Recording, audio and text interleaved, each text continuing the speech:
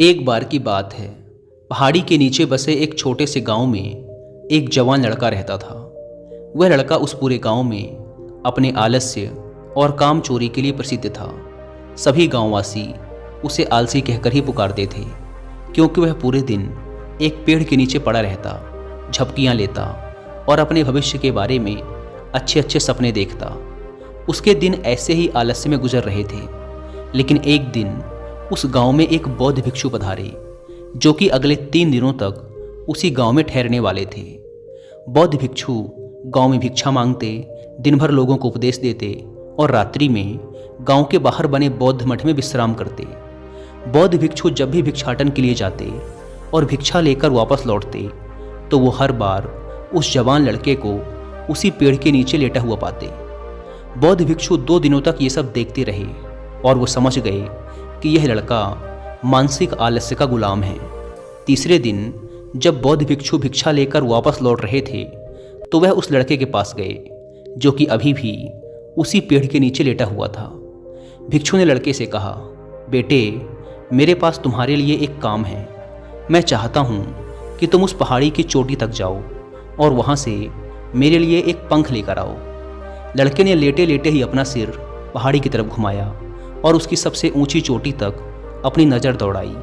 उसके बाद उसने बौद्ध भिक्षु की तरफ देखा और उपहास उड़ाते हुए कहा, यह असंभव है, मैं उस पहाड़ी के शिखर तक नहीं जा सकता, मैं बहुत आलसी हूँ।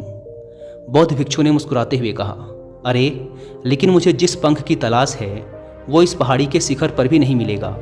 वो तो इस पहाड़ी के दूसरी तरफ एक गुफा के अंदर मिलेगा, जिसके लिए इस पहाड़ी के शिखर तक चढ़कर दूसरी तरफ नीचे उतरना होगा। लेकिन वह कोई साधारण पंख नहीं है। ऐसा पंख तुमने आज तक नहीं देखा होगा। वो एक बहुत ही दुर्लभ लेकिन सुंदर पंख है, जो अपनी रोशनी बिखेरता है।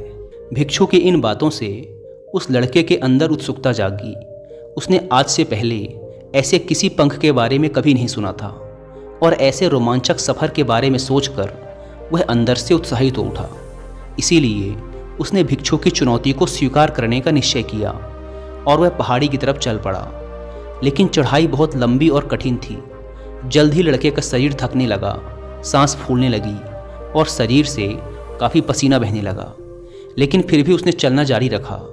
वो जैसे जैसे ऊपर और ऊपर चढ़ता गया, उसे प्रसन्नता और उत्साह की अनुभूति होने लगी, जिसे उसने आज से पहले कभी महसूस नहीं किया था। अंततः जब वह कड़ी मेहनत और लंबे प्रयास के बाद पहाड़ी के शिखर पर पहुंचा, तो वह पूरी तरह से थक चुका था। लेकिन वह बहुत खुश था। उसे अंदर से आत्मसंतुष्टि का एहसास हो रहा था। उसके चेहरे पर योद्धाओं जैसी मुस्कान थी, जैसे उसने कोई युद्ध जीत लिया हो। उसने पहाड़ी के शिखर से नीचे देखा। उसके सामने एक बहुत ही मनमोहक दृश्य था। उसने अपने अंदर एक उपलब्धि की भावना महसूस की, जो उसने आज से पहले कभी नहीं की थी। लेकिन असली चुनौती आगे थी। लड़के को पहाड़ के दूसरी ओर उतरना था और उस गुफा को ढूंढना था जहां पंख के मिलने की बात कही गई थी।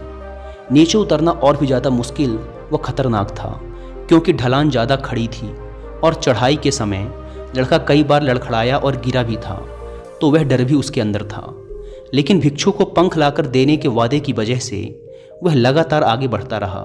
काफ़ी खोज मशक्क़त और कड़ी मेहनत के बाद जब वह अंत में गुफा तक पहुंचा, तो उसने देखा कि पंख वहीं पड़ा हुआ था, जो गुफा के प्रवेश द्वार से छनकर आ रही रोशनी में चमक रहा था। उसने पंख उठाया, लेकिन उसकी सुंदरता को देखकर अचंभित रह गया। वह काफ़ी देर तक पंख को ही घूरता रहा, लेकिन फिर अचानक उसे याद आया कि अभी तो उसे वापस भी जाना है। उसने खुद की तरफ देखा। वह पूरी तरह से थक चुका था। वह चिंतित हो गया कि वह पहाड़ पर कैसे चढ़ेगा और भिक्षु तक पंख कैसे पहुंचाएगा।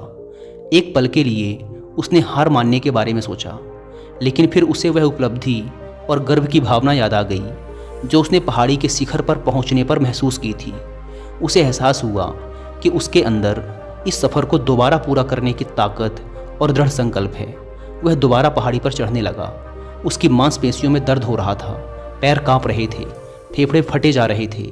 वह कई बार लड़खड़ाकर गिर भी पड़ा, लेकिन उसने हार नहीं मानी। वह खुद को आगे बढ़ाने के लिए लगातार प्रेरित करता जा रहा था। अथक प्रयास और घंटों की कड़ी मेहनत के बाद अंततः जब वह बौद्ध भिक्षु के पास पहुंचा, और उनके हाथों में वह पंख रखा तो उसकी खुशी का ठिकाना ना रहा। उसे महसूस हुआ कि आज उसने अपने आलस्य पर काबू पा लिया है और कुछ महत्वपूर्ण करके दिखाया है। उसके चेहरे पर इतनी खुशी और संतुष्टि का भाव देखकर बौद्ध भिक्षु मुस्कुराए और बोले, बहुत बढ़िया मेरे बच्चे, आज तुमने जीवन का एक बहुत ही महत्वपूर्ण सबक सीखा है कि आलस्य कोई ऐसी चीज़ नहीं है जिसे स्वीकार कर लिया जाए या सहन किया जाए। आलस्य एक चुनौती है जिसे दूर करना होगा। यह एक बाधा है जिसे पार करना होगा और आलस्य को ख़त्म करने के लिए तुम्हें अपना पहला कदम उठाना ही पड़ेगा। अपने लक्ष्य की ओर चलना ही पड़ेगा और तब तक चलते रहना पड़ेगा जब तक तुम अपनी मंजिल को हासिल नहीं कर लेते। लड़के ने भिक्षु के शब्दों की गहराई और उसके महत्व को समझते हुए हाँ में अपना सिर हिला दिया। आज उसे एहसास हुआ कि वह हमेशा से ही बड़ी और महान चीज़ों को करने में सक्षम था, लेकिन उसके आलस्य ने उसे रोक रखा था। अब वह जानता था कि उसके पास अपने रास्ते में आने वाली किसी भी बाधा को दूर करने की ताकत और दृढ़ संकल्प है। इसके बाद भिक्षु ने उस लड़के को आशीर्वाद दिया और उस गांव से चले गए। इस कहानी से सीखने वाली बात यह है कि जब हम असंभव लगने पर भी अपने लक्ष्य को प्राप्त करने के लिए खुद को आगे बढ़ाते हैं, तब हम अपने भीतर एक ऐसी ताकत और दृढ़ संकल्प की खोज करते हैं जिसके बारे में हम पहले कभी नहीं जानते थे। आलस्य पर काबू पाने के लिए हमें खुद को चुनौती देनी चाहिए और बड़े व महत्वाकांक्षी लक्ष्य बनाने चाहिए। फिर चाहे वो लक्ष्य कितने ही मुश्किल क्यों ना हो, हमें लगातार खुद को अपनी शारीरिक और मानसिक सीमाओं से परे ढकेलते रहना चाहिए और असफलताओं व बाधाओं का सामना करने पर भी अंदर से मजबूत बने रहना चाहिए। हमें अपने लिए एक नियम बनाकर और उस पर टिके रहकर अपने दैनिक आदतों और दिनचर्या में अनुशासन और निरंतरता भी विकसित करनी चाहिए।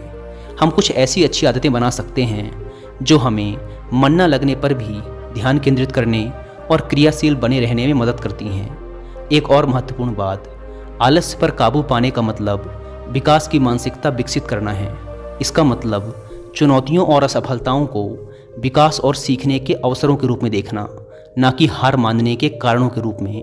विकास की मानसिकता को अपनाकर हम असफलता के बारे में अपनी सोच को नया रूप दे सकते हैं और इसका अपने सुधार व सीखने के लिए उपयोग कर सकते हैं। और अंत में हमें अपने आलस्य पर काबू पाने के लिए अपने आराम को छोड़कर जीवन की चुनौतियों और अवसरों को स्वीकार करना ही पड़ेगा।